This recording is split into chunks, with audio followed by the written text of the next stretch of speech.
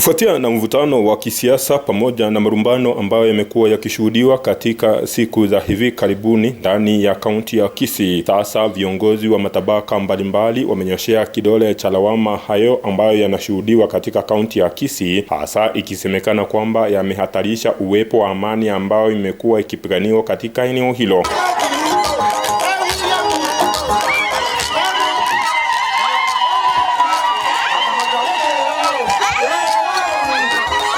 Akizungumza katika eneo la Riatirimba katika eneo bunge la Nyaribari Masaba, ujumbe ambao ulikuwa katika eneo hilo ulishikilia kwamba amani pamoja na kuja pamoja wa viongozi wa matabaka mbalimbali utasaidia kusukuma maendeleo ya maeneo haya. Pale upande wa Meru, MP tumeshikana, tuko kitu moja, hatujui Mungu aliingia na chama gani, na naongea hivi kwa sababu mimi niliingia na chama ya Jubilee ambaye nilichaguliwa na Jubilee, na kazi yangu ni kuona watu wa South Imenti na watu wetu wa Meru wanaenda mbele kwa maendeleo.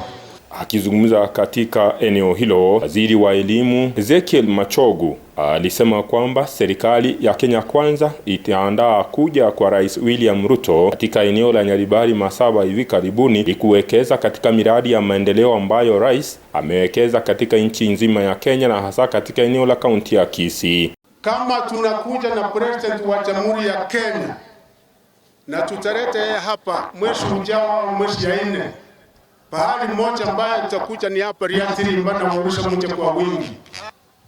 Ati ni pesa na kupatia ndio sasa waanze kuambia watu ni yule. Kwa Mungu itakuwa laana. Amesema kwamba vyuo vya anuwai pamoja na mashule kupitia kwa mwavuli wa Wizara ya Elimu vitahakikishiwa uwepo wa miradi na uwekezaji ambao utasaidia wanafunzi kuepuka na ushindi mkuu. Pesa ambaye serikali ndio hutoa, si ya mtu. Pesa ikitolewa ya serikali ile inakuja kwa Ministry of Education. Machogo ni kuhakikisha ya kwamba imefika katika mashule yote, katika TVET institutions kama ile nileta hapa Riatirimba milioni 32, vile Kenya mzima iweze kufika. Itakuwa laana mimi niweke ile pesa mfuko. Machogu hakuepuka kusema kwamba eneo la Kisii linahitaji uwepo wa umoja, na kando akisema kwamba hata tikisika kamwe kunyoshea kidole cha lawama gavana wa kaunti ya Kisii Simba Arati kutokana na kile ambacho Machogu anasema kwamba ni kuandaa na kuharibia vijana wakati wa kuwapatia hela pamoja na kuwekeza katika kupigia viongozi wengine makelele.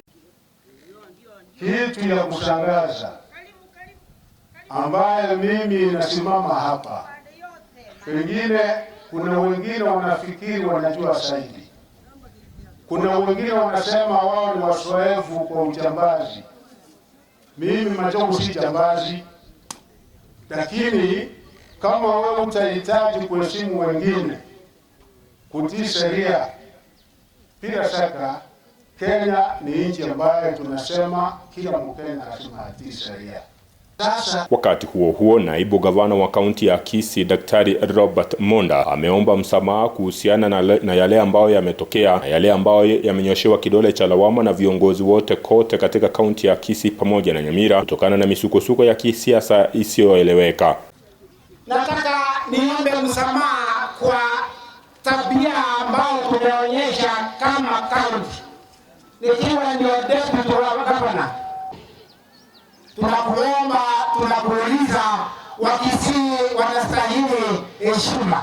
Viongozi wengine walisema kwamba viongozi wenyewe wanafaa kujisetiri na kujiinua kama wale ambao wako na msingi wa utu pamoja na tajriba ya kuongoza na sio vijana barubaru ambao wanazua vurugu. Uongozi ni kitu ya maana sana, na kwa sababu uongozi sisi tunaenda tuone tumepeleka kanisa mbele na watu wetu ambaye tunaongoza. Lakini niambie nyinyi watu wa hapa na sana wa Kisii, Ndiyo hayo ambayo yalishuhudiwa kutoka eneo la Yatirimba, huku viongozi wakihitajika kuja pamoja na kuwa na maono yaliyo mema kwa watu wa maeneo mbalimbali, hasa kutoka eneo la Gusii nzima. Nikiripotia Africa Finance TV kutoka Yatirimba, Nyaribari Masaba, kaunti ya Kisii, jina langu ni Gilbert Kobi.